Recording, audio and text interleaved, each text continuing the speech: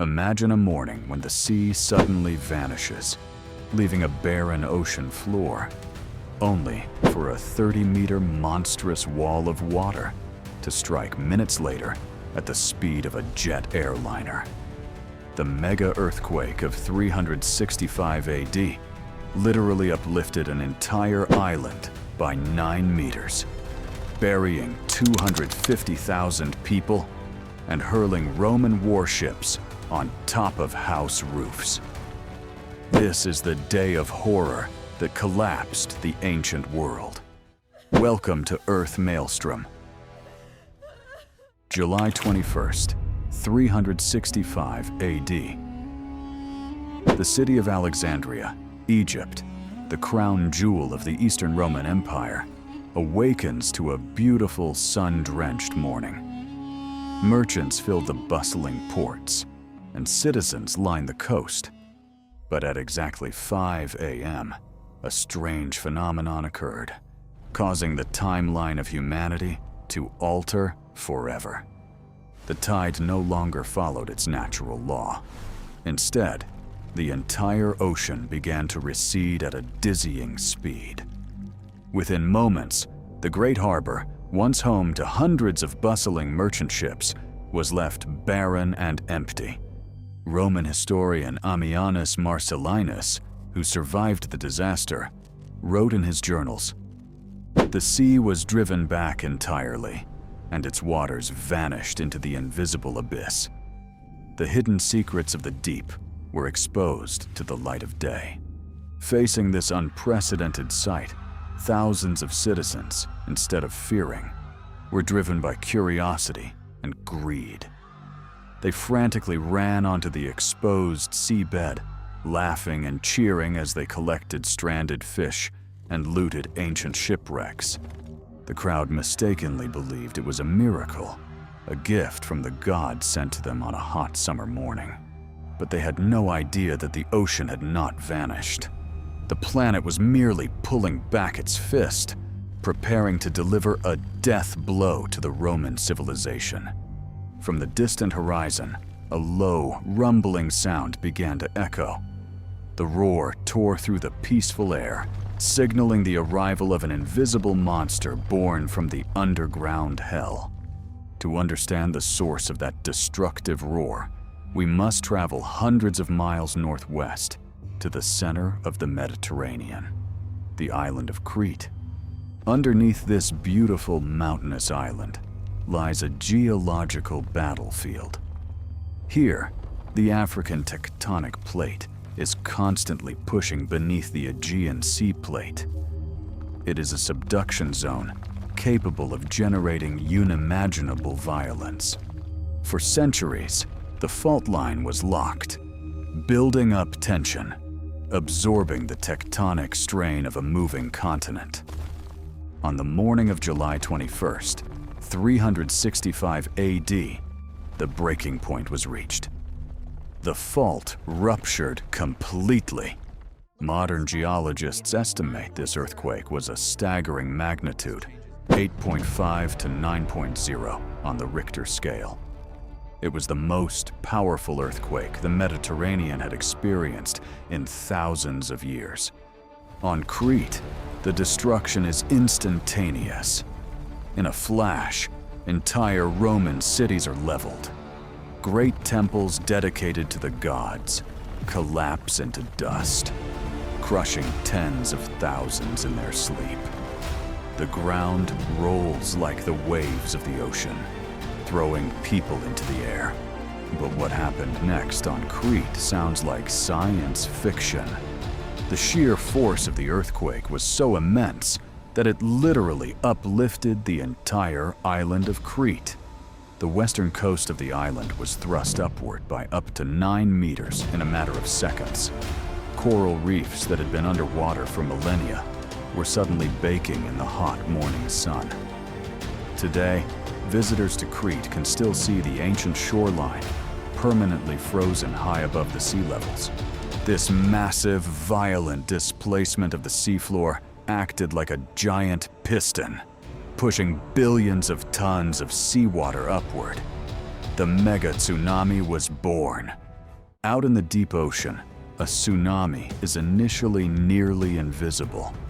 It travels as a low, broad wave, but its immense energy spans the entire depth of the sea. Moving at speeds exceeding 500 miles per hour, the wave energy radiated outward from Crete in all directions. This massive energy headed toward Greece, Italy, Libya, and Cyprus. But its deadliest path was directed straight south, toward Egypt. As the wave entered the shallower waters near the Nile Delta, the laws of physics took over in a brutal way. The front of the wave slowed down due to friction with the sea floor, but the back of the wave kept rushing forward at maximum speed. The kinetic energy had nowhere to go but up.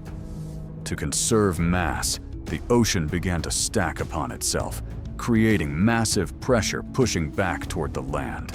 This is the scientific mechanism behind why the water receded in Alexandria first.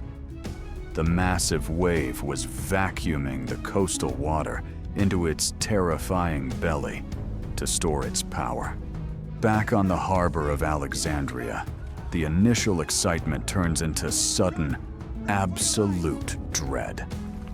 The roaring sound from the horizon is now close, deafening like continuous thunder. The birds scream, flying inland in panic. And then, they see it. A dark line on the horizon instantly grows into a skyscraper of black ocean water. The Roman citizens on the seabed try to run, but the muddy floor slips, tearing away all their efforts beneath their sandals. It is a trap. There is no escape. The wave strikes Alexandria with the force of a nuclear blast.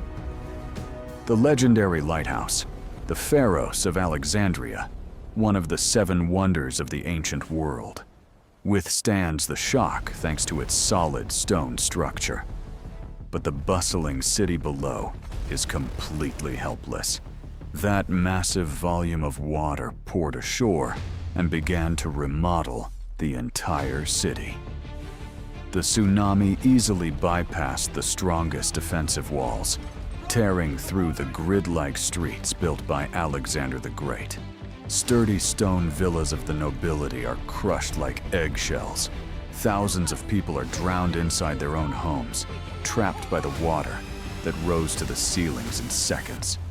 The wave is so powerful that it carries the heavy Roman merchant ships and massive military galleys over the tops of the city walls, carrying them deeper and deeper into the land. When the water finally recedes, it leaves behind an apocalyptic landscape. Historian Ammianus Marcellinus recorded a detail that baffled people for generations. Some ships were carried as much as 2 miles inland and were left resting on the roofs of houses.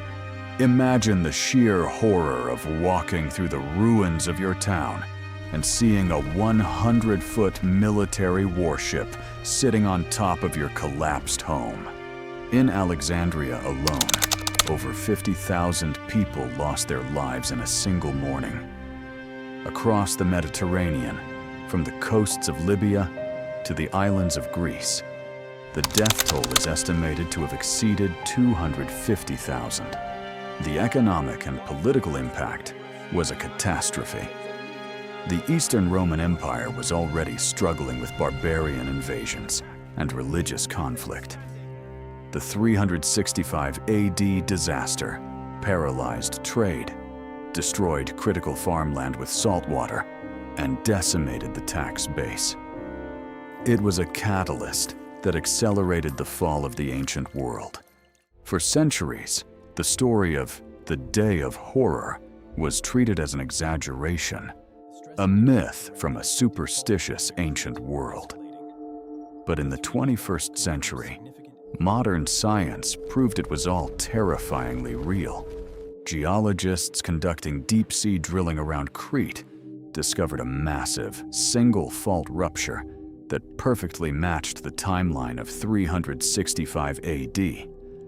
They found that the Hellenic Trench, The underwater canyon south of Crete is one of the most dangerous subduction zones on Earth. And the terrifying truth? The pressure is building up again. Today, the Mediterranean basin is home to over 150 million people. Megacities like Alexandria, Cairo, Athens, and Naples sit right on the doorstep of this sleeping monster. A tsunami of the same magnitude today would not just lift wooden ships onto roofs.